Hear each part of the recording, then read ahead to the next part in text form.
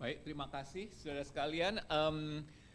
Untuk Kapita Selekta pada sore hari ini saya mau kita agak lebih santai dan nggak terus kayak saya terus yang berbicara karena ini Kapita Selekta. Jadi nanti kita akan bagi kelompok dan saya akan minta saudara-saudara untuk sharing di dalam kelompok dan nanti kemudian report back to the big group begitu ya. Jadi kita untuk session yang kedua ini saya ingin memikirkan tentang keselamatan. Ya, maksudnya kita tahu kita datang ke gereja itu karena kita mendapatkan keselamatan di dalam Tuhan Yesus. Tapi apa artinya lalu panggilan apa yang diberikan oleh Tuhan kepada kita setelah kita diselamatkan itu merupakan satu hal yang sangat penting untuk kita pikirkan selalu bersama. Nah, untuk ini, jadi untuk acara Kapita Selekta ini saya akan bagi menjadi, jadi kira ini ada 1, 2,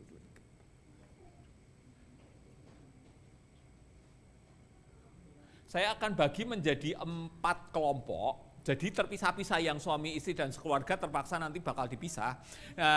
Jadi di dalam kelompok itu, jadi sebelumnya silakan dicatat dulu, saya yang ingin saudara lakukan dalam kelompok itu adalah sharing. Jadi tadi saya udah mulai bangun di sesi yang siang tadi, di mana saya ingin kita semua mulai merasa terbuka dan saling mengenal. Ya, penting sekali sebagai sebuah gereja untuk kita saling terbuka dan saling mengenal dan saling mendengarkan. Tadi saya udah beri 1 menit. Nah, sekarang saya beri waktu 15 menit lebih lama ya.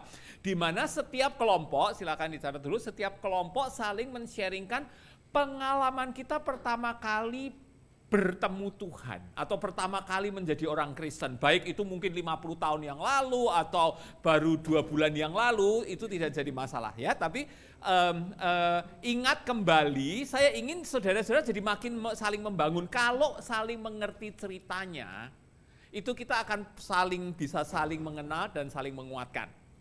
Ya, jadi ingat pertama kali bertemu Tuhan, pertama kali menjadi orang percaya, itu saling di-sharingkan di dalam grup. Dan yang kedua, setelah itu sukacita terbesar sebagai anak Tuhan itu apa? Ya, jadi pengalaman bagaimana pertama kali bertemu Tuhan. Dan yang kedua, sukacita terbesar yang pernah dialami, satu saja, enggak usah banyak-banyak ya, soalnya kalau banyak nanti ceritanya panjang kan, satu saja, sukacita terbesar sebagai anak Tuhan ya. Jadi itu saya mau mengawali Kapita Selekta itu dengan kelompok kecil, lalu nanti balik ke sini, setiap kelompok pilih 1 wakil ya untuk menjadi reporternya. Dari grup itu disarikan begitu ya. Nah, caranya sekarang kita mau hitung, saya mau jadi 4 kelompok, jadi 1, 2, 3, 4, jadi setidaknya 1. Thank you. Ya, terima kasih untuk sharingnya dari masing-masing grup. Dan kita melihat, saya senang sekali melihat 2 hal ini. Yang pertama adalah sebagian dari kita grew up in a family, in a Christian family ya. Sebagian dari kita lahir, orang tua sudah menjadi percaya, sudah kemudian kita dibimbing dari kecil, sekolah minggu, lalu makin mengenal Tuhan, lalu katekisasi, step by step demikian. Tapi ada juga di antara kita yang tidak dari keluarga Kristen, tapi at one point kita seolah-olah bertemu dengan Tuhan gitu ya. Ada masa di mana kita tadinya nggak kenal Tuhan, sekarang nggak kenal Tuhan Yesus gitu, sekarang jadi kenal. But in both cases, yang menjadi poin saya adalah in both cases the community brought you to Christ. Itu yang mau jadi poin saya. Ya, jadi saya mau menunjukkan kepada kita semua yang sudah saling bercerita ini, in both cases the community brought us to Christ. Siapapun community itu, ya, bisa jadi teman sekolah di high school atau mungkin teman di kantor. Atau sebagian besar memang kita berasal dari keluarga Kristen, but that is the community, that's my point. Kita nggak mungkin dong kita tahu-tahu jadi Kristen sendiri, nggak mungkin dong, ya kan? Jadi ada yang membawa kita, ada yang lead and guide us untuk kemudian kita sekarang menjadi seperti kita sekarang ini. Nah, hal inilah yang sebagai gereja yang perlu terus-menerus kita tekankan. Ketika kita membaca firman Tuhan, ketika kita mendengar panggilan Kristus untuk memberitakan Injil, ya, ini saya sekarang mau masuk ke dalam Injil Markus 16 ayat 15 ke 16 ini setelah Tuhan Yesus bangkit, setelah Tuhan Yesus menjelang Tuhan Yesus naik ke surga, Tuhan Yesus berkata kepada murid-muridnya, and he said to them, go into all the world and preach the gospel to every creature. Pergilah ke seluruh bumi dan beritakanlah Injil kepada segala makhluk. Ini kata creature ini menarik, nanti saya akan soroti ya, bukan cuma to every people, tapi creature. Ya. He who believes and is baptized will be saved. Siapa yang percaya dan dibaptiskan akan diselamatkan. But he who does not believe will be condemned. Mereka yang tidak percaya akan dihukum. Ini Tuhan Yesus, ini dari Injil Markus. Saudara lebih hafal dari Injil Matius. Tadi saya sudah kutip Matius 28 ayat 28 mengatakan, pergilah ke seluruh dunia, menjadikanlah segala bangsa muridku, baptiskanlah mereka dalam nama Bapa, Putra dan Roh Kudus. Ketahuilah bahwa aku akan beserta dengan engkau sampai kepada akhir zaman. Ya, itu Matius. Ini Markus. Sama tapi beda. Tadi saya sudah katakan Matius, Markus, Lukas nulis Injilnya mirip-mirip begitu. Jadi ini kita melihat sama tapi beda. Konteksnya sama, Tuhan Yesus bangkit sebelum Tuhan Yesus naik ke surga. Tapi perkataannya beda. Sini Markus lebih pendek, Matius lebih panjang. But the point is that Jesus calls us, ya kan? Jesus calls us to go to preach the gospel. Ini tugas gereja. Tadi saya sudah katakan Yesus memanggil murid-muridnya 12, menjadikan itu cikal bakal dari gereja yang kita kenal sekarang, yang di mana kemudian Yesus memberikan kuasa dan panggilan kepada murid-muridnya untuk memberitakan Injil. Membawa kepada berita keselamatan. Nah, yang kita bicarakan, kembali lagi yang kita lakukan di dalam kelompok kecil kita tadi itu, saya mau menunjukkan bahwa orang tua kita, kalau bagi kita yang berasal dari keluarga percaya, ya, orang tua kita atau teman kita di sekolah, teman di high school, teman dari tempat kantor itu melakukan ini. Melakukan memberitakan Injil. Melakukan membawa berita keselamatan Kristus kepada siapapun kita. Jadi poin saya adalah bahwa siapapun kita bisa melakukan panggilan Kristus ini. Kita nggak harus jadi misionaris pergi ke Jepang atau ke South Africa atau kemana untuk menjadi misionaris.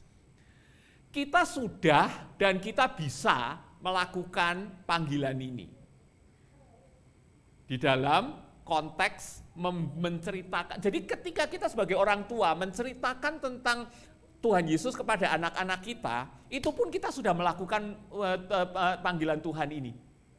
That's my point. Untuk membawa anak-anak kita atau mungkin keluarga kita yang lain, atau mungkin suami atau istri yang belum percaya, menjadi percaya, itu kita sudah memenuhi panggilan ini. Atau kalau kita sebagai teman, tadi di sesi sebelumnya ditanyakan, bagaimana kalau masih ada orang baru yang belum kenal? Kita juga melakukan ini. Kita share what we believe, what treasure we have. Dan oleh karena itu saya minta saudara juga sharing mengenai sukacita terbesar apa. Sebab sukacita itulah yang akan catch fire. When we tell our joy to other people, when we tell our thankfulness to God of our experience with God, itulah yang akan diingat oleh teman-teman kita. Itulah yang akan diingat oleh anak-anak kita atau keluarga kita. Tell them the joy. Tell them the joy of following God. Tell them the joy of being a Christian. Show them the story, tell them the story. Sebab orang sangat senang mendengar cerita. Dan saudara pasti ingat tentang cerita, misalnya ya, tadi saya cerita, because of my discipline, saya jalan tiap hari, I lost 20 kilograms. Saya yakin saudara pulang nanti, yang diceritain pasti Pak Yuda jadi tambah kurus. Yang ini mungkin lupa. Ayat Markus 16-nya mungkin nggak diceritain, tapi pulang cerita, Pak Yuda tuh loh, hanya cuma jalan, itu bener loh, ya kan? Because we love stories. We as human beings, kita sebagai manusia, kita itu sangat senang dengan cerita. Oleh karena itulah Injil ditulis dalam bentuk cerita. Firman Tuhan ditulis sebagian besar dalam bentuk cerita. Nah, itu yang mau saya tekankan, tell the people, tell the stories. And of course, you know my points. Kembali lagi, semua poin saya adalah menunjukkan bahwa online church is not enough. You know my big point, right? Jadi online church is not, because kita tidak bisa melakukan itu. Terbatas. Kalau toh bisa, sangat terbatas. Tapi ketika kita saling bercerita, ketika kita saling berinteraksi, saya mendengarkan komunikasi di meja tadi, kelompok-kelompok itu, saya sangat senang. Sebab kelihatan sekali ada dinamika di mana kita saling berinteraksi satu dengan yang lain. Saudara-saudara bukan cuma dengerin saya cerita gitu doang gitu kan, tapi saudara-saudara aktif. Disitulah kita Kapitas Selekta, karena ini bentuknya Kapitas Selekta, saya bikin rada ringan begitu ya. Jadi bisa dibawa pulang untuk menjadi bahan pemikiran dan bahan tindakan kita. Tetapi saya juga mau memikirkan keselamatan ya, karena di sini saya ingin di dalam gereja kita, poin yang utama kan karena kita menjadi percaya, kita datang kepada Tuhan karena kita mencari keselamatan itu. Mencari keselamatan kekal, bahwa kita sadar hidup kita itu bukan cuman di dalam dunia ini saja, setelah itu mati. Tadi Pak Li sudah berkhotbah, bagi ada sebagian orang di Korintus yang pikirannya body ini toh nanti mati kan, body ini toh nanti hancur, setelah kita mati body hancur, so what?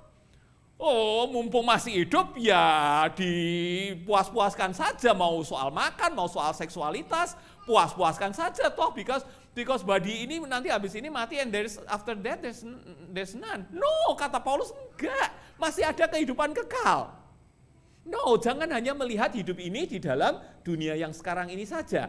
Jadi masih ada keselamatan kekal. Nah, buat kita sebagai orang-orang percaya, keselamatan kekal itu jauh lebih berharga daripada sekedar hidup di dalam dunia ini. It's very important, right, for us as a church, as believers. Nah, sekarang yang mau saya tekankan juga adalah di dalam gereja, di dalam sejarah gereja itu ada seorang bapak gereja. Jadi ini kita kembali ke abad ketiga Masehi, jadi kira-kira 1800 tahun yang lalu ya, so long time ago. But there was a church father, kita panggilnya church father, namanya Cyprian of Carthage. Carthage itu di Afrika Utara, Ini zamannya masih pada waktu itu zaman Romawi, jadi masih kelanjutan dari yang kita bicarakan tadi, masih zaman Romawi di mana orang-orang kebudayaan Romawi masih sangat kuat, yang tadi pemujaan kepada kaisar dianggap anak Allah dan sebagainya, anak Tuhan, itu masih sangat kuat pada masa itu. Dan pemikir-pemikir Kristen setelah zaman Perjanjian Baru selesai ditulis, itu banyak sekali. Nah, salah satunya adalah Cyprian dari Carthage, dari North Africa, yang mengatakan you must be in the church in order to be saved. Ini perkataan besar sekali, saudara. Ya, you must be in the church in order to be saved. Kamu harus berada di dalam gereja untuk bisa diselamatkan. Nah, ini tidak mudah untuk kita, di satu pihak kelihatan gampang ya, you must be in the church, gitu kan, untuk diselamatkan. Tapi apa makna in the church itu tadi? Apa makna in the church? Apakah in the church, datang kebaktian tiap minggu itu maksudnya in the church yang dimaksudkan oleh Cyprian?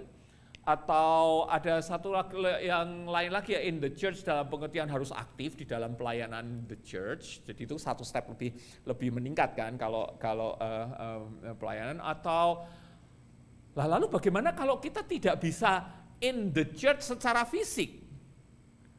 Soalnya begini saudara, kita kembali lagi ke abad itu, orang Romawi itu jahat kepada orang Kristen. Orang Kristen dibunuh, disiksa, dianiaya. Ini abad ketiga itu masih zamannya aniaya gereja. Pada waktu itu mungkin saudara-saudara pernah dengar ya, bahkan ada yang literally diadu sama singa.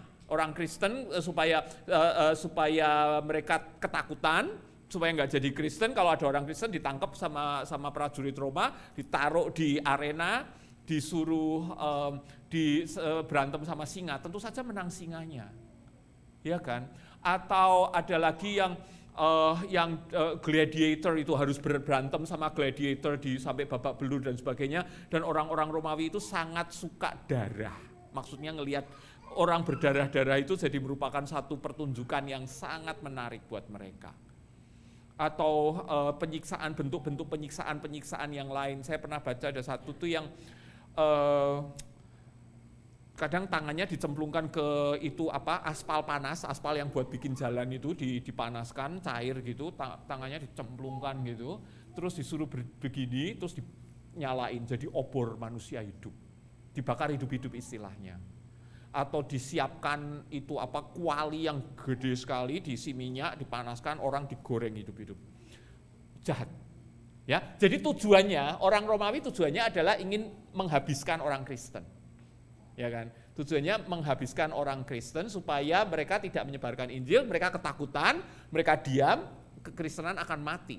Tetapi yang terjadi justru sebaliknya.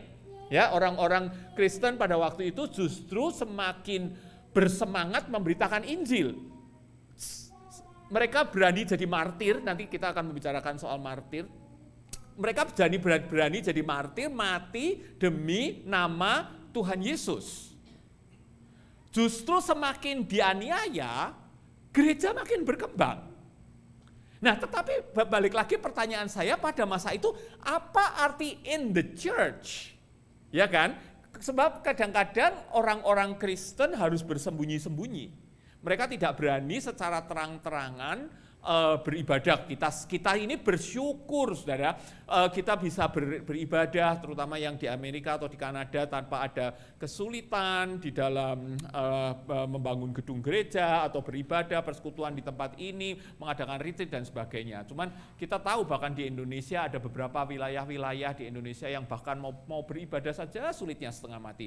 Mau merayakan Natal di sebuah gedung, nyewa gedung karena mereka mau bangun gereja nggak bisa dapat izin. Merayakan Natal di sewa gedung, dibilang ini bukan gereja, nggak boleh Natalan di situ karena bukan gereja. Sulit. Ada banyak sekali orang-orang Kristen yang mengalami kesulitan seperti itu. Itu cuma satu contoh di Indonesia atau di negara-negara lain. Mungkin kalau saudara yang punya kenalan atau mendengar cerita dari China atau negara-negara lain, banyak sekali orang-orang Kristen yang tidak bisa bebas beribadah.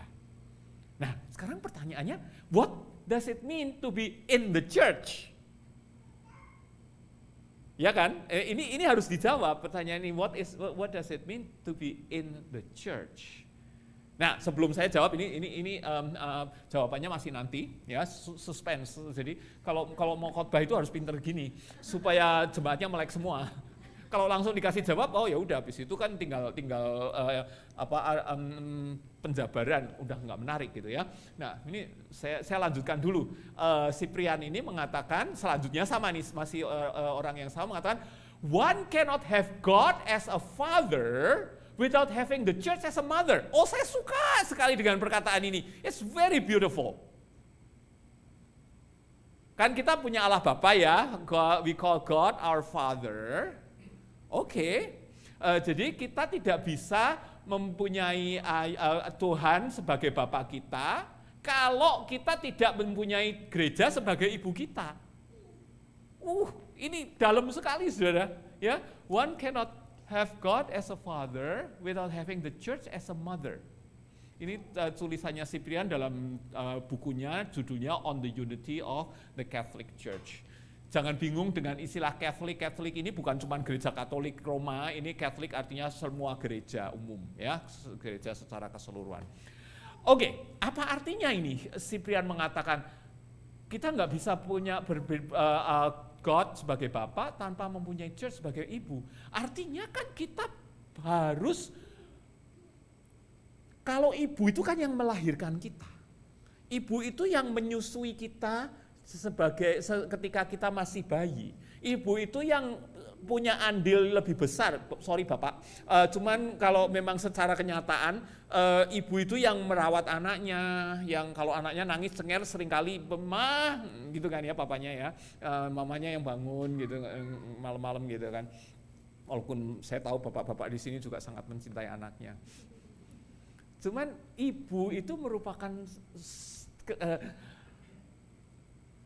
orang terutama yang membimbing, yang membesarkan anaknya, terutama dengan melahirkan dan menyusui, begitu kan. Nah, jadi di sini Cyprian itu sebetulnya memberikan satu pengajaran yang penting, bukan cuma teologi, kita percaya kepada Allah Bapa, kita dalam pengakuan iman rasuli kita mengatakan aku percaya kepada Allah Bapa yang Maha Kuasa, pencipta langit dan bumi. Kita punya Allah Bapa di surga yang mengasihi kita, yang melalui Tuhan Yesus menyelamatkan kita kan. Tetapi gereja itu menjadi ibu kita. Sebab melalui gereja lah kita bisa bertumbuh. Melalui gereja lah kita bisa makin mengerti tentang Allah. Jadi poinnya Cyprian ini begini, nonsense kamu bilang kamu bisa percaya kepada Allah sebagai Bapa kalau kamu nggak pernah ke gereja. Nggak mungkin. Jangan membohongi dirimu sendiri atau membohongi orang lain mengatakan aku nggak perlu ke gereja, aku nggak perlu punya gereja tanpa bisa beribadah, tanpa gereja aku bisa mengenal Allah. Nggak mungkin. Nggak mungkin, sebab gereja itu adalah, memang kita tadi sudah tahu dari sejak zaman perjanjian lama sampai zaman Tuhan Yesus, Tuhan sudah punya konsep tentang gereja, pilihan Allah, umat pilihan Allah dan sebagainya. Jadi sekarang gereja ini punya peran penting untuk membesarkan jemaatnya, sehingga jemaatnya mempunyai pengenalan yang benar tentang Allah. Sehingga jemaatnya bisa mengaku Allah sebagai Bapa, ya kan? Tanpa gereja jemaatnya nggak bisa.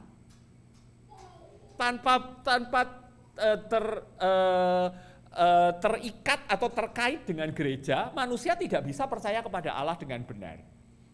Sering kita dengar mungkin di Kanada juga di Amerika banyak mengatakan I'm religious but I do not need an organized religion. Mungkin pernah dengar gitu, saya ini orang religius, saya ini percaya Tuhan, tapi saya nggak perlu gereja. Lalu argumennya macam-macam, kan Tuhan ada di mana-mana, saya bisa beribadah kepada Tuhan sambil berenang di beach, gitu. Tuhan yang menciptakan, saya bisa bertemu Tuhan sambil mancing, gitu ya, fly fishing, atau bicycling, angin, itu kan Tuhan semua yang menciptakan. Nonsense saya bilang. Itu lagi balik males ya Greg, itu orang males. Bikin aturan sendiri, bikin teologi sendiri. The significance of being in church, itu yang ditekankan oleh Cyprian di sini. The significance of being in church and being raised within the church.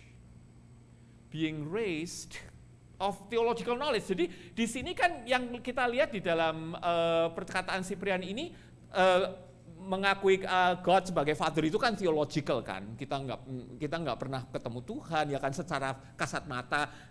Bagaimana kita bertemu dengan Tuhan? Through the church.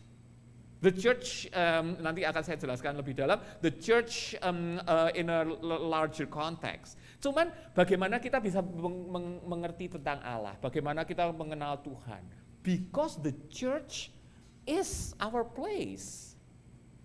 Dan the church itu diwakili oleh orang tua kita tadi. Makanya saya memulai dengan diskusi tadi. Diwakili, the church itu juga diwakili oleh teman-teman kita di sekolah atau teman kita di kantor dan sebagainya yang membawa kita untuk bertemu Tuhan. baik kita grew up in the church, in the Christian family ataupun tidak, the church had done its job to bring us to God. Jadi di sini kaitan antara keselamatan dengan gereja, dengan teologi, pengenalan dengan Tuhan dengan benar, gitu ya.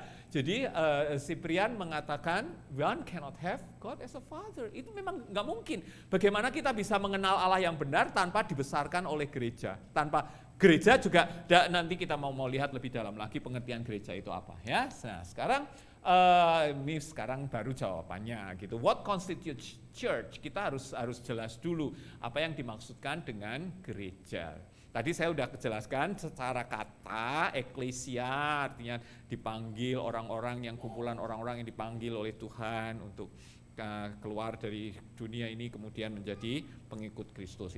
Itu secara definisi. Nah, tapi kita di dalam kita mengenal tentang teologi itu yang kita bisa membagi menjadi visible dan invisible church. Ini akan saya jelaskan satu-satu. The visible church and the invisible church. Yang pertama adalah the visible church. Visible church itu apa? Visible church itu adalah gereja yang kita kenal di mana kita beribadah sekarang ini loh. Ya kalau buat kita di sini ya Iraq Trinity in our most immediate context. Buat kita sekarang di Toronto ya Iraq Trinity. Setiap minggu kita beribadah, sebelum COVID kita beribadah di Iraq, juga ikut retreat, pelayanan ini, pelayanan itu, ada berbagai macam. Itu visible church. Kalau saudara-saudara yang datang dari Indonesia, mungkin dulu GKI, saya dari GKI Semarang, saudara mungkin ada yang dari Hokimtong, ada yang dari GKY dan sebagainya ya. Dan itu the visible church. The visible church is the church, the actual church in our time where we physically worship. Karena kita bisa lihat, itu the church is visible, di mana kita beribadah, kita berdoa bersama, kita memberikan persembahan, pelayanan dan sebagainya. Itu visible church. However, church itu bukan hanya terbatas pada the visible church saja. Ya, sebab yang kedua adalah the invisible church. Ini yang sangat perlu kita ketahui juga. Lah apa itu the invisible church? Tentu saja invisible itu nggak kelihatan artinya. Invisible church adalah seluruh umat Tuhan, seluruh anak-anak Tuhan dari sejak zaman Perjanjian Lama sampai Tuhan Yesus datang yang kedua kali. Ya, dari sejak zaman Perjanjian Lama sampai Tuhan Yesus datang yang kedua kali, semua orang percaya yang diselamatkan oleh Tuhan di dalam Kristus. Itulah yang namanya invisible church. Jadi invisible church itu tidak kelihatan. Tadi saya sudah katakan Abraham pun adalah anggota gereja. Isa, Yakub, 12 suku Israel itu pun adalah anggota gereja. Kita kan nggak pernah ketemu Abraham kan, kita nggak pernah ketemu Paulus. Tapi Paulus, Abraham atau Elijah atau siapapun, mereka juga adalah anggota gereja. Karena mereka adalah umat Tuhan yang dipilih oleh Tuhan, dipanggil dan diselamatkan oleh Tuhan. Ya. Dan juga siapa itu invisible church? Invisible church juga mencakup mereka yang sekarang sudah ada di surga kan? Ya kan mereka Abraham sekarang sudah mati, termasuk mama papa saya dua-duanya sudah meninggal, mereka sekarang ada di surga bersama mungkin saudara-saudara, nenek, kakek dan sebagainya yang di dalam Tuhan, mereka ada di surga sekarang. Mereka juga anggota invisible church. Nah, kita masih belum tahu kita nanti punya berapa anak, berapa cucu atau cicit kita nanti setelah kita mati. Masih ada anak cucu cicit kita yang masih hidup, mereka percaya kepada Tuhan, mereka juga invisible church. Kita tidak melihat mereka secara mata, tetapi mereka juga adalah anggota gereja, the invisible church, sampai nanti Tuhan Yesus datang.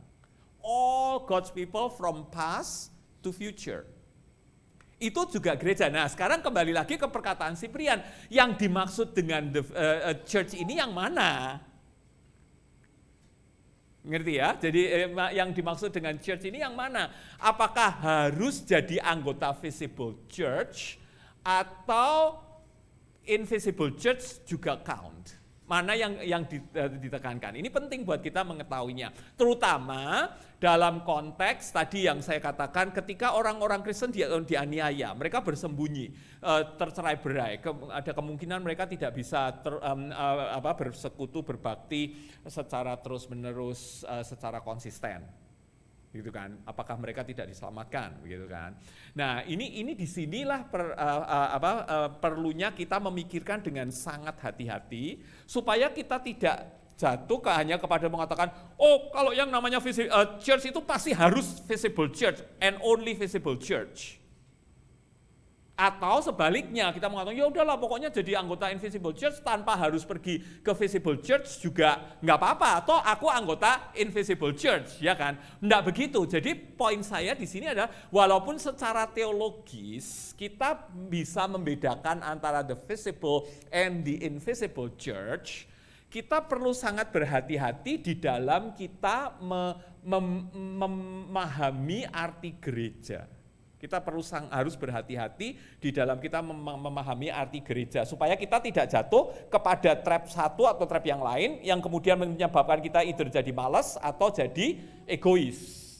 Itu kan problem yang kita hadapi di depan kita, itu malas atau egois begitu. Nah, sekarang pertanyaan saya, ada enggak orang-orang yang adalah anggota invisible church tapi enggak pernah jadi anggota visible church? Alkitab punya nggak contoh orang-orang yang dia anggota invisible church, tapi nggak pernah punya kesempatan jadi anggota the visible church? Saya bisa memberi contoh at least satu. Penjahat yang di kayu salib yang bersama Tuhan Yesus. Ya, tahu ya? Penjahat yang di kayu salib yang bersama Tuhan Yesus, waktu itu dia mengatakan, Tuhan ingatlah aku ketika engkau berada di dalam Firdaus. Tuhan Yesus mengatakan kepada penjahat ini apa? Today you are with me in paradise. Ya kan? Itu penjahat, saya nggak tahu kejahatannya apa secara ahli Alkitab banyak yang menafsirkan segala macam. Tapi whatever that is, dia penjahat. Dia nggak pernah pergi ke gereja, ya kan? Nggak pernah melayani Tuhan. Tapi pada waktu itu Tuhan Yesus mengatakan, today you are with me in paradise. Berarti dia anggota invisible. At least saya punya satu contoh. Itu bisa jadi. Tetapi ada nggak yang anggota visible church, tapi kenyataannya bukan anggota di invisible church? Bisa jadi. Ini saya beri contoh, jawabannya bukan contoh individual, tetapi Tuhan Yesus pernah memberikan perumpamaan tentang gandum dan ilalang. Ingat nggak? Ada petani yang punya sawah, lalu menyebar gandum, lalu gandumnya tumbuh. Lalu tapi musuhnya nyebar apa? Nyebar benih ilalang. Ilalangnya juga tumbuh kan? Dan saudara, kalau saudara suka gardening seperti saya, ilalang itu adalah musuh saya yang terbesar. Waduh, kalau harus nyabuti ilalang di sela-sela tanaman bunga saya, ampun deh. Takut bunganya kecabut, ntar kalau nggak hati-hati, ini kalau hati-hati pelan-pelan lama, punggungnya sakit. Aduh, tambah tua tambah berat. Ya, anyways, gandum dan ilalang itu tumbuh bersama-sama. Nah, ini sebetulnya adalah ilustrasi antara visible dan invisible church ini. Ketika pegawainya Pak Tani tadi mengatakan, boleh nggak dicabut, itu ilalangnya kan dicabut. Pak Taninya bilang, jangan dicabut sekarang, sebab kalau dicabut sekarang, nanti gandumnya bisa ikut tercabut, rusak semua.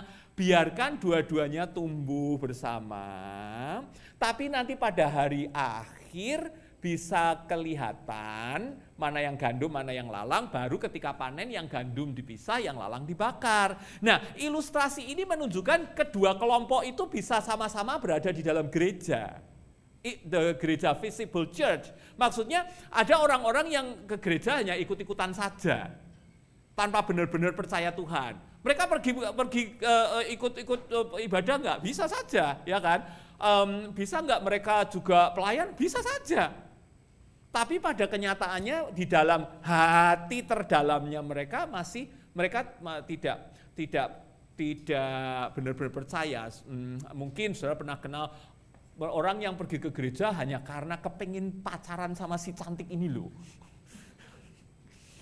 Si prianya sendiri ini nggak pernah percaya sama Tuhan, nggak peduli sama Tuhan, tapi karena kepengin pacaran sama si cantik ini anaknya majelis, ya sudah saya ikut ke gereja. You know what I'm talking about, right? As an example. Jadi dia ke gereja, dia seolah-olah menjadi anggota ini bukan strictly harus baptis. Saya nggak mengatakan anggota itu seperti itu, tapi maksudnya pergi ke gereja seperti lalang tadi yang tumbuh di sawah bareng dengan gandum yang tumbuh di sawah gitu kan. Sama-sama kelihatan aktif nggak si pria ini, saya pakai contoh pria ini aja. Aktif nggak? Iya aktif, tapi apakah dia benar-benar di dalam hatinya benar-benar percaya kepada Tuhan? Maybe not. Ini poin saya demikian. Jadi di sini kita bisa melihat melalui perumpamaan Tuhan Yesus ini antara perumpamaan antara visible dan invisible church. But let's return to this again, tentang keselamatan di dalam gereja. Jadi maksud saya adalah menunjukkan bahwa yang paling penting memang adalah sebetulnya the invisible church. Sebab the invisible church adalah the church that is seen in the eyes of God. Ya, Tuhan mengetahui orang-orang yang benar-benar percaya, orang-orang yang benar-benar bertobat dan benar-benar menerima Tuhan Yesus sebagai juru selamatnya. The church in the eyes of God from the beginning of time, Old Testament ya, until the second coming of Christ. From the beginning of time until the second coming of Christ. Benar-benar orang-orang yang dipilih dan diselamatkan oleh Tuhan. That is the invisible church. Itu ya boleh dibilang the true church yang benar diselamatkan. Itu the church in the eyes of God. The visible church is the church in the eyes of us, of humans. Karena yang kita lihat kan, kita kan nggak bisa ketika kita melihat cowok yang senang sama gadis cantik tadi, secara mata kita dia juga anggota gereja, dia juga datang gitu kan. But we cannot see his heart.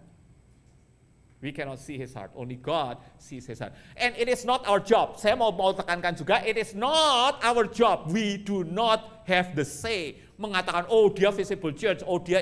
No. Never do that, never. It's God's job. So don't try to do God's job when it is God's job. Cuman kita seringkali gitu, pengen lebih pintar dari Tuhan. Ini enggak suci, ini enggak... Ya. No, never try to do God's job, right? Tapi saya mau menunjukkan perbedaannya, begitu kan? Nah, tetapi di sini jadi ketika kita memikirkan tentang COVID, kembali lagi ketika kita memikirkan tentang COVID, kita perlu hati-hati juga dalam hal ini gitu loh. Jangan sampai jatuh ke dalam satu ekstrim atau ke ekstrim yang lain. Dalam pengertian kembali lagi tentang benefit of online live streaming dan sebagainya. Apakah ini bisa membantu? Tentu saja bisa, ya kan, untuk membawa orang-orang tetap dengar firman Tuhan.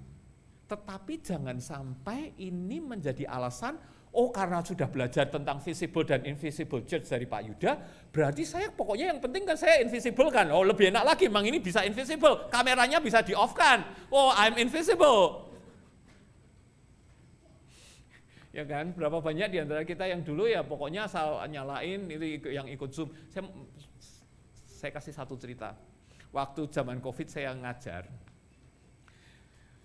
saya mengharuskan murid-murid saya, ini mahasiswa tingkat 1, freshman in university, yang masih sangat hijau, tapi saya harus ngambil teologi. Whatever the major, karena the college itu Christian college, semua anak tingkat 1 harus ngambil theology. Saya punya ada 30 mahasiswa sekelas. And I'm very strict, jadi saya mengharuskan mahasiswa saya kamera harus on. Kamera harus on, sepanjang saya ngasih kuliah online, live ini via Zoom. Aduh, saya harus gigit buah pahit yang saya ciptakan sendiri. Sebab ada satu murid yang for the whole 50 minutes in my theology class, dia sedang nggak tahu siapa, hairnya lagi di braid. The whole 50 minutes I have to see her having her hair braided. Saya pikir ini pil pahit atau buah pahit yang harus saya telan sendiri karena saya menciptakan peraturan ini. Aduh, tapi saya nggak. Well, if you think that is difficult, another example, ini kelas lain lagi. She's cooking. Di dapur, jadi ini bayangin ya, ini kompornya, dia cooking begitu. Ini cellphone dia taruh di sebelah kanan gitu, sehingga yang saya lihat itu seperempat badannya segini loh. The whole 50 minutes. So invisible or visible? Masih ada lagi mahasiswa yang sambil jogging. Ada lagi yang naik bus. Karena mereka, yang penting saya absennya masuk, ya kan. Jadi dan saya memaksa. Soalnya kalau kameranya tidak dinyalakan, saya tidak ikut. Saya hitung itu absen. So, what's the point? Anyways, itu cerita lucu tentang mengajar selama online. Kembali lagi. Jadi poin saya adalah kita perlu juga berhati-hati dalam memikirkan tentang online live streaming. Jadi jangan jatuh kepada satu ekstrim melupakan kepada yang lain. Apakah online itu bisa membantu? Ya, tapi bukan satu-satunya dan tidak cukup. Ya, saya pause dulu. Kalau ada pertanyaan atau tanggapan silahkan sebelum saya melanjutkan pemikiran.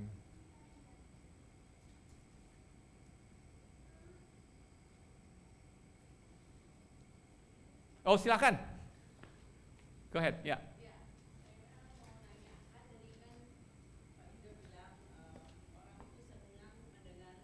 Ya, betul.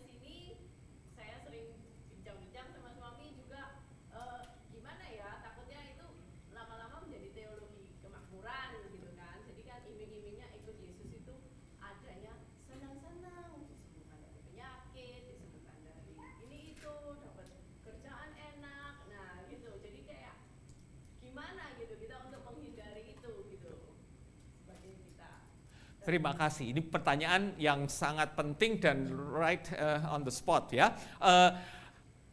Memang jadi ketika kita bersaksi itu kan sebetulnya kita bersaksi itu juga mirip-mirip kita pasang Twitter atau saya nggak punya itu semua. Saudara mau search saya sampai ke ujung dunia nggak bakal ketemu saya. Soalnya saya nggak punya namanya Facebook, Instagram dan sebagainya. Kan sering kali saya mengamatinya Instagram itu kan jadi seperti promosi diri sendiri gitu kan. Oh lagi jajan di restoran yang tadi malam kita itu.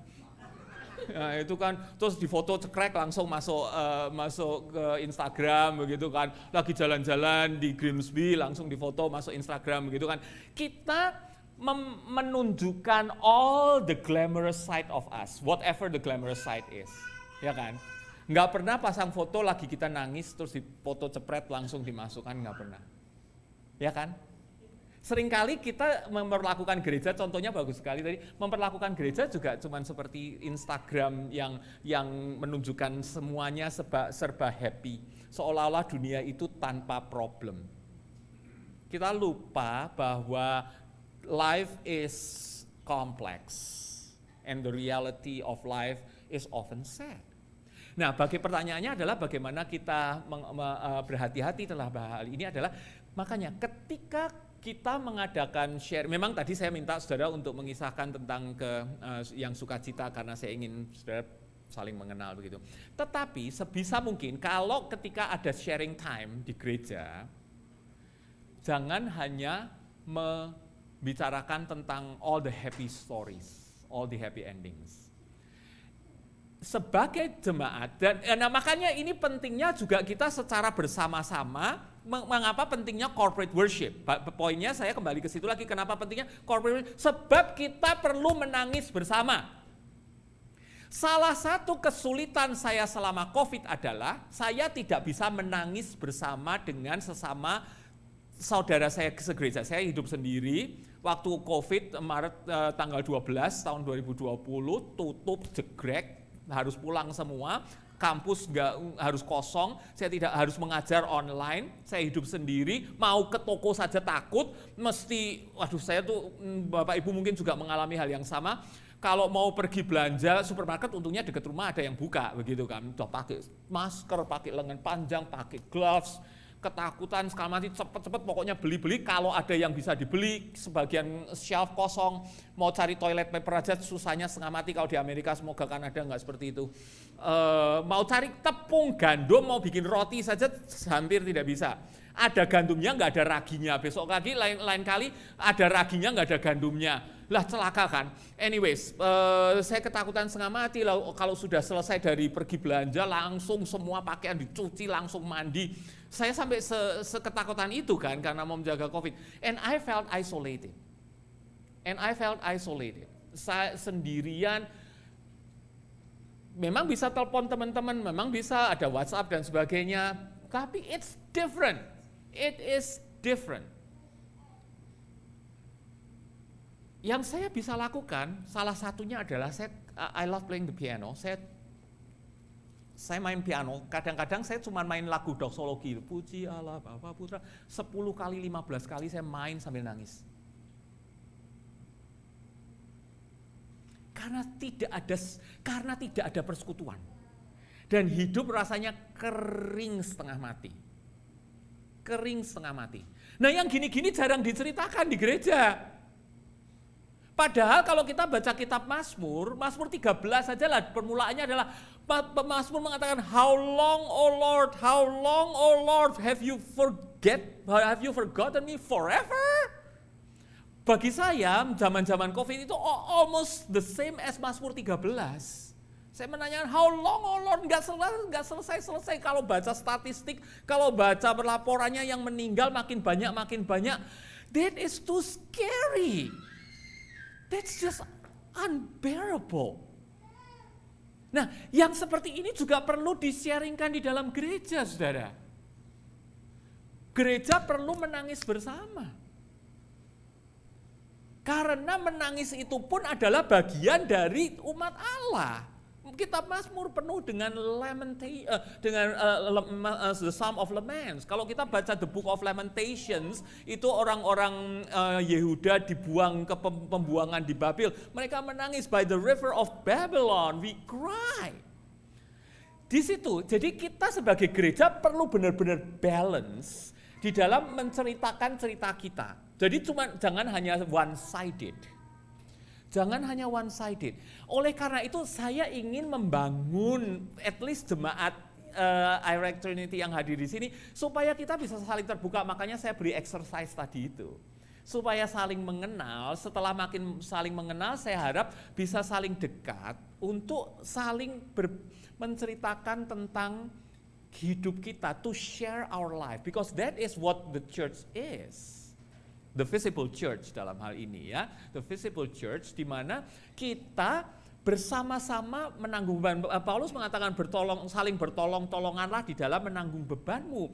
Jadi gereja itu bukan cuman happy clappy, makanya itu yang jadi ini pemusik dan sebagainya, yang tim liturgi di gereja ini ingat, pilih lagu di dalam setiap kebaktian, jangan cuma semua yang glory haleluya, shine Jesus shine.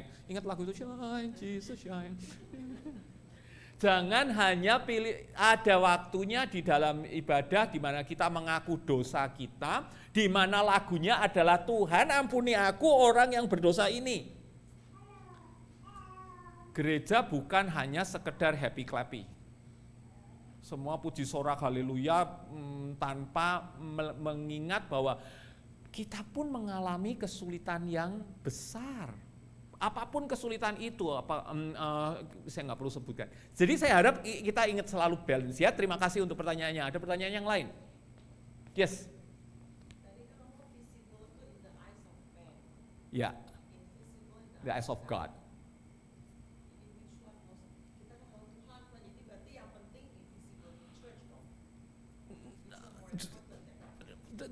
Begini, kalau saya nggak mau mengatakan mana yang mau important, mana yang nggak important, kedua-duanya equally important.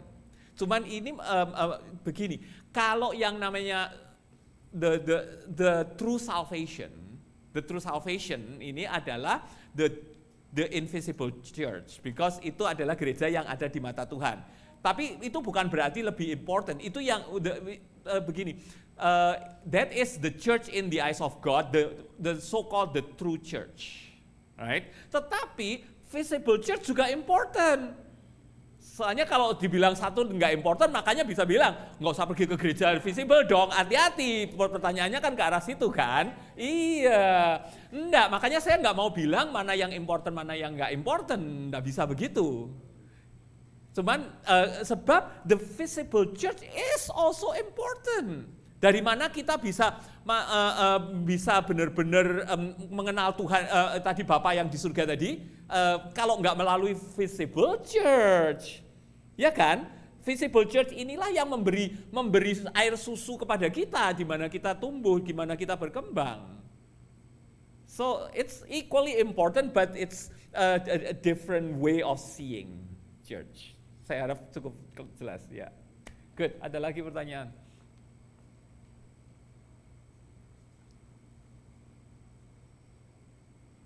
Nah, kalau nggak ada, saya lanjutkan ya. Nah, so now kita sudah diselamatkan, right? Di dalam diri kita antara the visible dan the invisible church itu kita harus melihatnya, we are the members of both.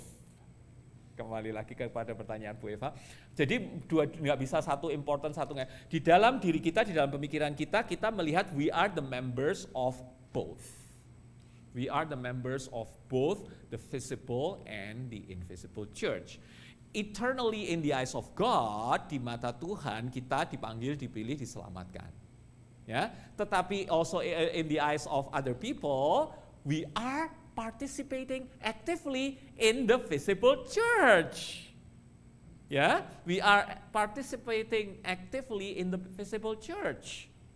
Kita pelayanan, kita beribadah, kita melakukan apa saja yang bisa kita lakukan, panggilan masing-masing panggilan kita itu di dalam the visible church. Nah, kita sudah. Nah, and then sekarang pertanyaannya, within the visible church, what's next, right? Kita perlu memikirkan ini. Saya quote satu line dari Calvin, ya, John Calvin. John Calvin itu mengikuti Cyprian juga mengatakan, beyond the pale of the church, no forgiveness of sins, no salvation can be hoped for. Ya, ini Calvin ya. Jadi the pale of the church, beyond the pale of the church, dibalik dari kepucatan gereja tidak ada pengampunan dosa atau salvation can be hoped for. Tanpa gereja berarti nggak ada pengampunan dosa, tanpa gereja nggak ada salvation. Nah, sekarang balik lagi di sini Calvin juga melihat both the visible and the invisible church. Saya akan menyoroti tentang forgiveness of sins, of course. Now, siapa yang bisa mengampuni dosa? Hanya Tuhan Yesus, ya kan? Siapa yang bisa mengampuni dosa? Hanya Tuhan Yesus. Tuhan Yesus mengampuni dosa kita, menghapus dosa kita, betul. Tetapi week in and week out, day in and day out, apakah kita masih berdosa? Masih. Ya kan, walaupun kita sudah diselamatkan, kekal, Tuhan sudah menyelamatkan kita beraman di dalam tangan Tuhan. Tapi kita masih berdosa. Kemarin itu sebelum ke sini saya nyetir disalib orang itu saya marah sekali. Kurang ajar banget gitu ya. Kalau di Michigan itu orang itu pada honking itu kanan kiri. Michigan drivers are, Liana di mana Liana bisa bersaksi ya. Saya dari Chicago kota besar ramai sekali, tapi mereka tidak honking. Tapi di Grand Rapids itu kemarin itu saya jalan Cuman my exercise sekitar 30 menit dengar honking 3 kali. Jelek sekali. Ya gitu. Kemudian kemarin saya lagi nyetir disalip gitu. Saya marah sekali, ini orang sombong sekali sih. Nah, mentang-mentang mobilnya bagus, memang mobilnya dia jauh lebih bagus dari mobil saya gitu ya. Nah, kan saya marah kan, saya udah berdosa kan. Lah gimana dong? Ya kan? Aduh saya sadar, aduh Tuhan ampuni saya gitu ya. Nah poin saya adalah kita masih melakukan dosa. Besar atau kecil, sadar atau tidak sadar. Walaupun kita adalah anak-anak Tuhan, kita masih melakukan dosa. Nah pengertian bagaimana kita bisa mendapatkan assurance of the forgiveness of sin. Bagaimana kita bisa mendapatkan kepastian dari pengampunan dosa itu. Ini tugasnya siapa? Tugasnya gereja. Untuk menyatakan pengampunan dosa. Saya harap, saya ingin sekali nanti melihat liturginya ibadah di Iraq Trinity. Ada enggak di dalam liturgi di mana ada doa pengakuan dosa, lalu kemudian berita anugerah? Harus ada di dalam liturgi setiap gereja. Harus ada satu spot di dalam ibadah setiap minggu, di mana jemaat dibawa untuk berdoa memohon pengampunan dosa. Termasuk dosa saya marah disalib orang mobilnya lebih bagus, saya jealous. Ya. Di dalam liturgi juga perlu ada setelah doa pengakuan dosa, berita anugerah. Di mana dari mimbar, boleh pendeta, boleh yang lain, boleh melalui lagu pujian, menyatakan Tuhan sudah mengampuni dosa kita. Bagian itu di dalam liturgi mutlak perlu. Di dalam liturgi mutlak perlu. Bandingannya gereja Katolik. Di dalam gereja Katolik, apa yang diharuskan oleh gereja untuk dilakukan oleh jemaat kalau sudah berdosa. Datang ngaku dosa kepada pastor. Ya kan? Ini balik lagi ke ceritanya Petrus tadi pagi. Tadi siang yang saya jelaskan di mana menurut gereja Katolik, Pak Petrus inilah yang di mana Tuhan mendirikan gerejanya sehingga para pastor, para imam semua itu memegang jabatan seperti Petrus. Di mana menjadi pemimpin gereja sehingga orang-orang jemaat biasa yang sudah berdosa harus ngaku dosa supaya dosanya diampuni. Jadi itu pengampunan dosa itu melalui struktur organisasi gereja kalau di dalam gereja Katolik, di dalamnya yaitu datang ngaku dosa ke pastor. Nah, bagi kita orang-orang Protestan ini sangat penting. Di mana tugas gereja Visible Church, saya sekarang ngomong tentang Visible Church, tugas gereja Visible Church adalah mengajak jemaat untuk mengakui dosanya, karena memang kita sudah berdosa setiap hari. Tetapi juga setelah itu gereja memberitakan berita anugerah bahwa di dalam Kristus kita sudah diampuni. Perlu sekali ada dialog itu sehingga kita sebagai jemaat setiap minggu pulang dari ibadah gereja disegarkan kembali. Seringkali jemaat itu kebingungan, ketawa aku sudah berdosa. Bagaimana ini? Apakah aku kehilangan keselamatan? Apakah Tuhan marah kepadaku? Jemaat perlu selalu mendengar berita anugerah itu. Nah, itu perlu dilakukan di dalam tubuh the Visible Church.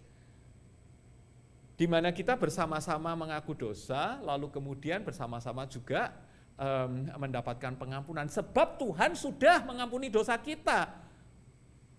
Tetapi kita secara manusia, kita sebagai manusia yang body and soul, kita perlu mendengar. Kita perlu mendengar, dikatakan, diberitakan, dinyatakan bahwa dosa kita sudah diampuni. Sehingga kita merasa benar-benar bebas. Jadi ketika kita datang ke gereja, poin saya adalah juga ketika kita datang ke gereja yang the Visible Church ini, kita juga mendapatkan kebutuhan kita, sebab kalau kita cuma bilang oh Tuhan Yesus sudah mengampuni dosa kita, itu masih kadang-kadang masih abstrak. Ya kita tahu secara cognitive knowledge begitu, kita tahu, tetapi kita tidak bisa benar-benar mendengarkan secara auditif, secara telinga.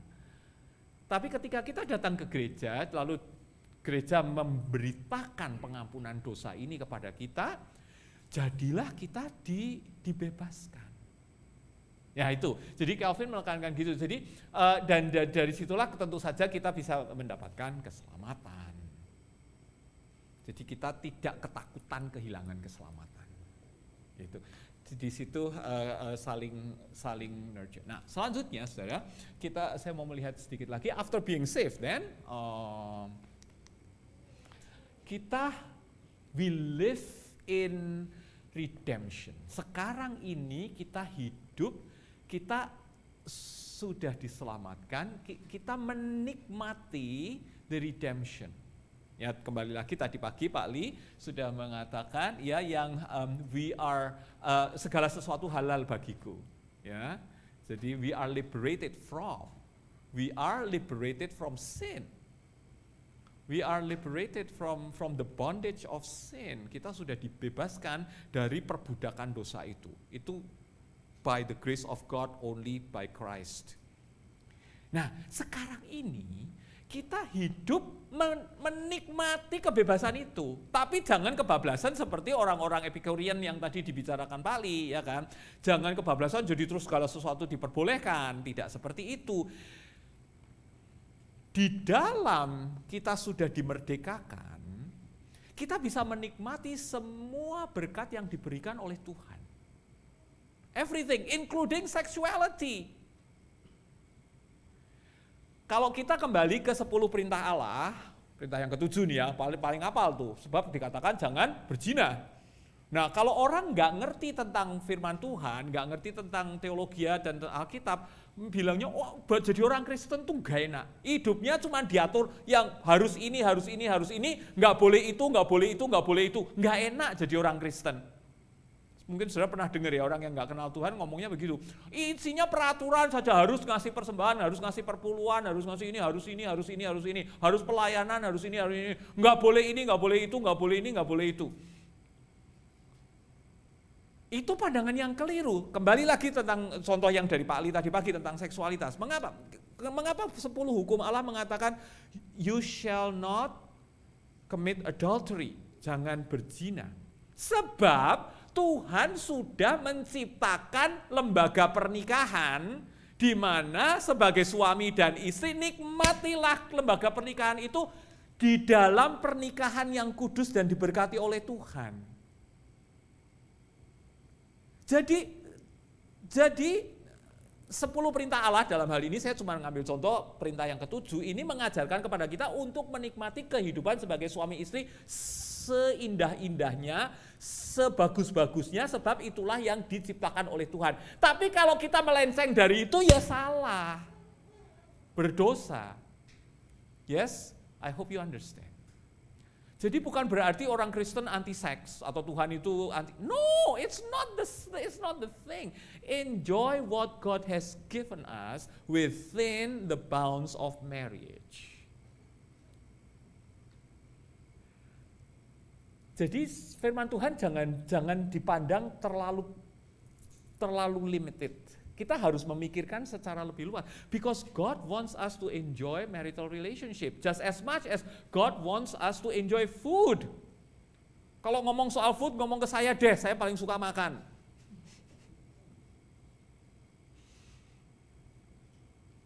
Pas saya ngomong makan, piringnya keluar. Itu bagus sekali ilustrasinya, ya. Tuhan mengajarkan kepada kita, memberikan kepada kita kemampuan untuk menikmati ciptaannya. Nah, disinilah kita living in redemption. Jadi kita bebas di dalam kita hidup, tidak merasa takut, oh nggak berani ini, nggak berani itu, begitu ya. Nah juga ini penting sekali untuk kita pikirkan, nanti saya akan melanjutkan. Di dalam Alkitab mungkin sudah dari Pak Li juga sering mendengar ini ya, di seluruh Alkitab kalau kita bisa merangkumkan itu, kalau bisa meringkas itu kan kita berangkat dari creation, kejadian ya, kejadian pasal 1 Tuhan menciptakan seluruh alam semesta, creation.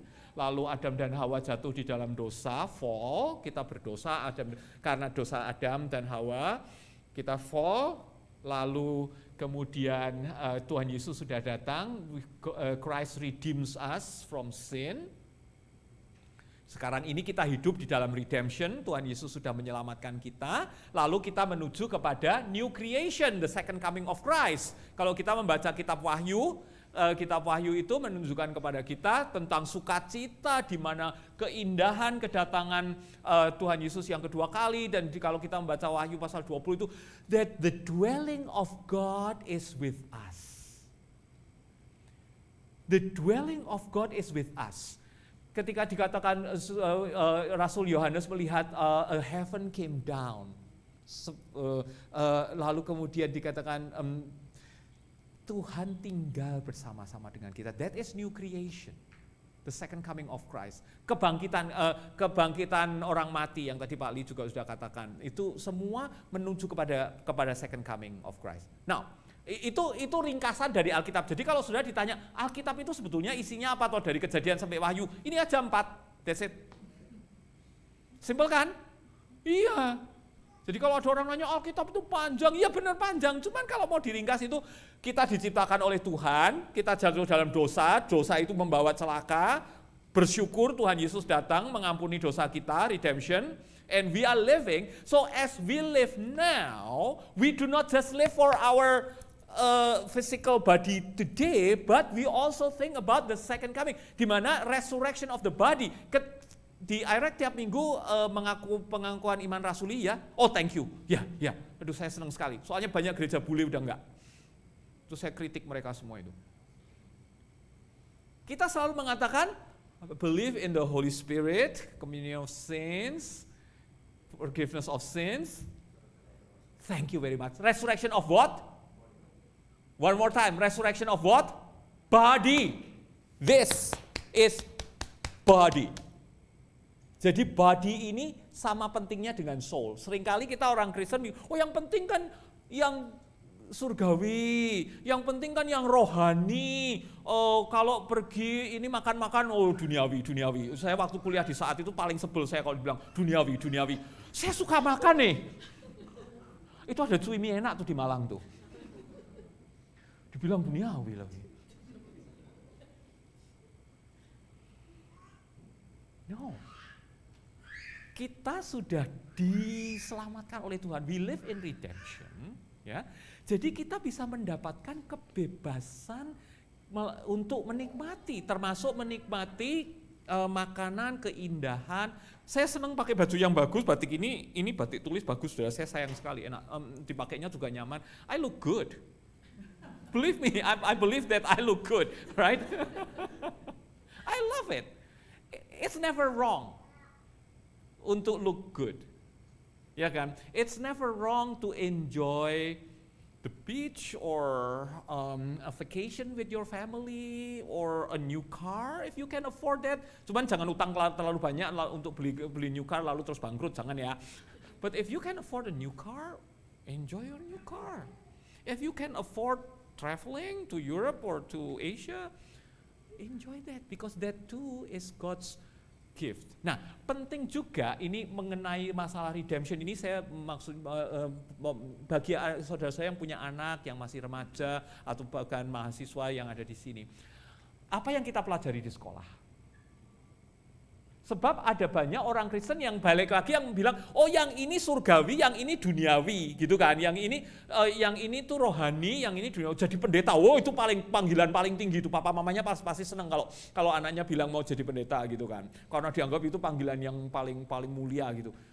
Lalu kalau mau pengen jadi ahli listrik, duniawi atau surgawi ya? Saudara, itu surgawi, saudara. Listrik saya pernah mati, saya butuh pertolongan. Saya seolah-olah berada di dalam duka cita yang mendalam. Ada teman saya yang ahli listrik, itu surgawi buat saya hari itu.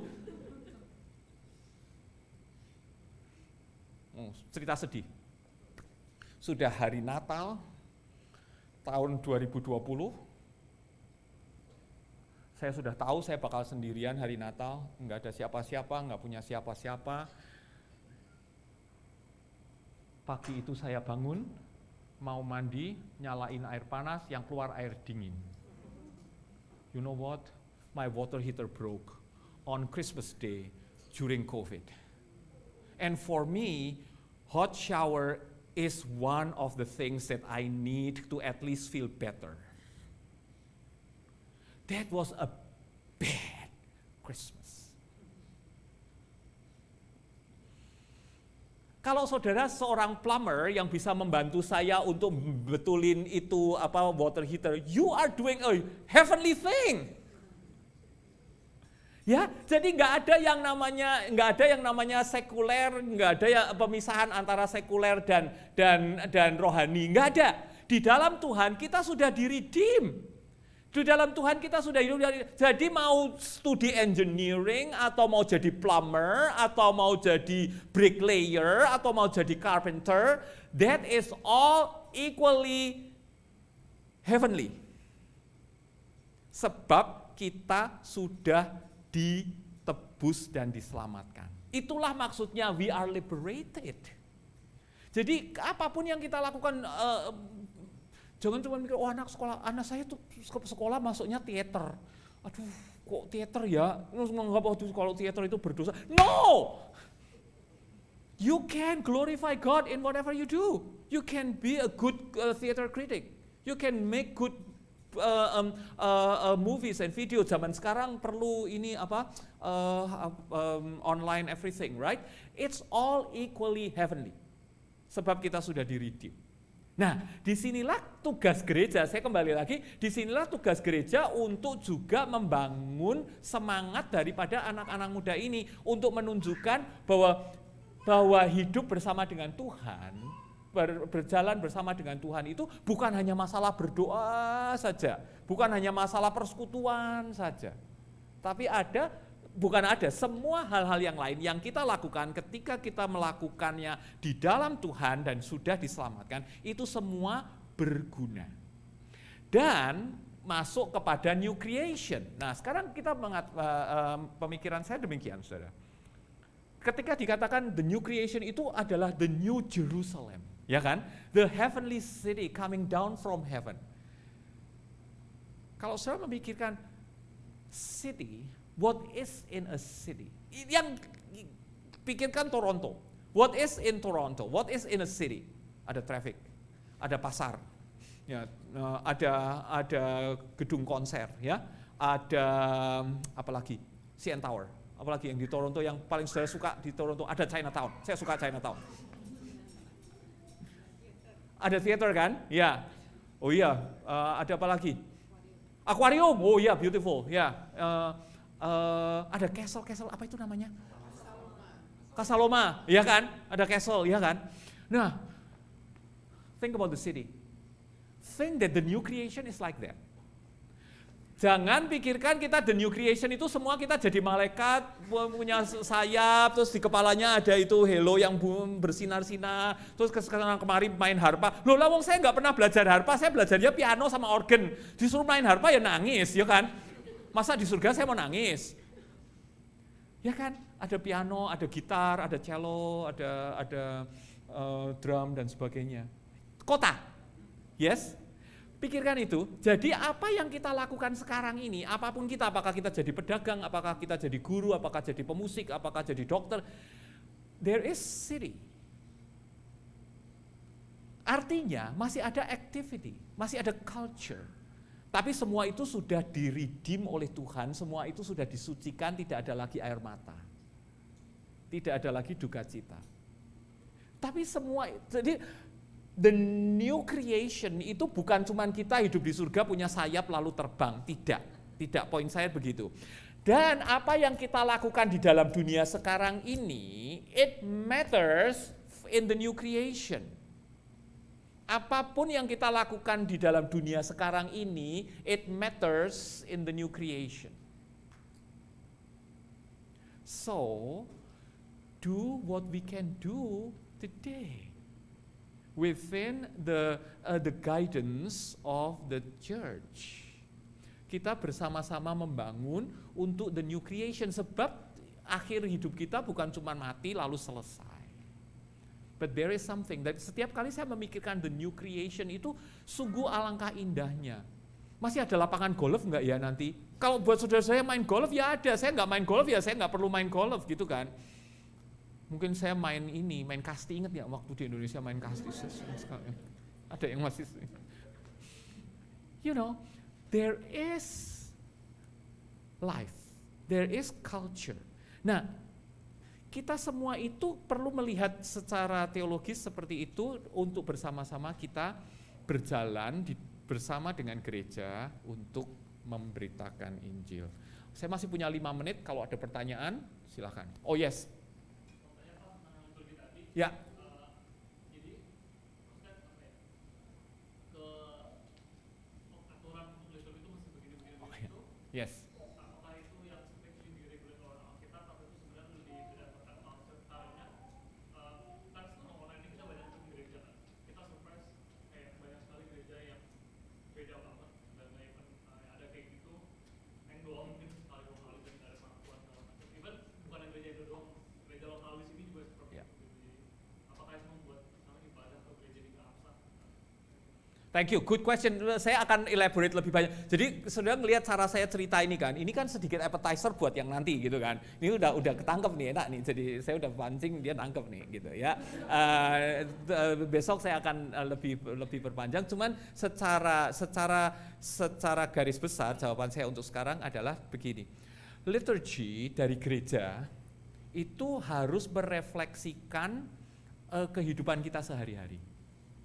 Liturgi dari gereja itu membantu kita untuk hidup. Jadi kenapa kita perlu ke gereja? Ini poin untuk datang ke gereja secara ibadah secara in person adalah karena yang 1,5 jam kita 1.5 to 2 hours yang kita spend bersama-sama dalam gereja itu harus menjadi kekuatan kita untuk hidup 6,5 hari selanjutnya sebelum kita ke gereja lagi minggu depan. Tuhan menciptakan Sabat untuk kita untuk di recharge. Ya. Nah, itu nanti akan saya bicarakan lebih panjang besok. Cuman poinnya di sini liturgi itu perlu disusun sedemikian rupa supaya jemaat itu datang merasakan. Kita ketika pertama kali datang, kalau ini gerejanya cuma happy clappy, langsung nyanyi pujilah Tuhan, haleluya, pujilah Tuhan, terus setengah jam breng brong nyanyi tok, terus langsung habis itu tahu-tahu nggak tahu pengkhotbahnya datang, nggak ada mimbar, bawa ini tataan musik itu, bawa truk langsung ke situ, langsung khotbah, terus habis itu kolektif pulang. That's not liturgy, that's not good liturgy. Sebab liturgi itu harus berangkat dari kita disambut oleh Tuhan. Tuhan yang ini rumah Tuhan, Tuhan menyambut kita datang ke rumahnya. Kita berterima kasih kepada Tuhan, memuji.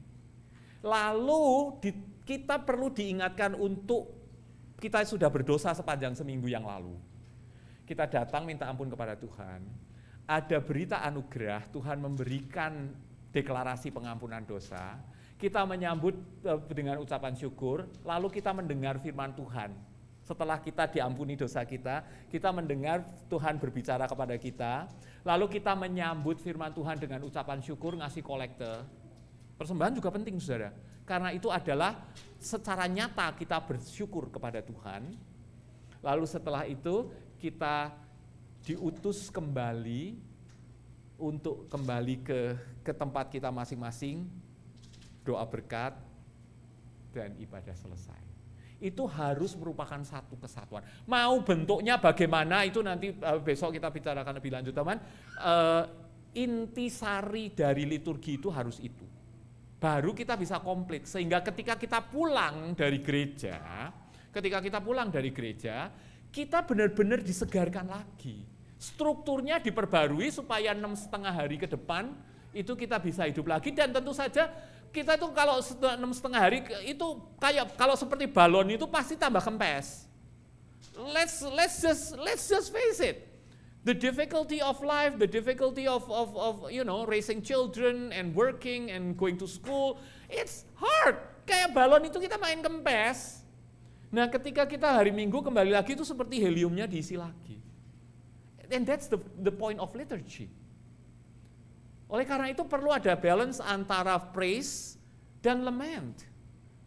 Thanksgiving dan asking for forgiveness. Itu perlu sekali.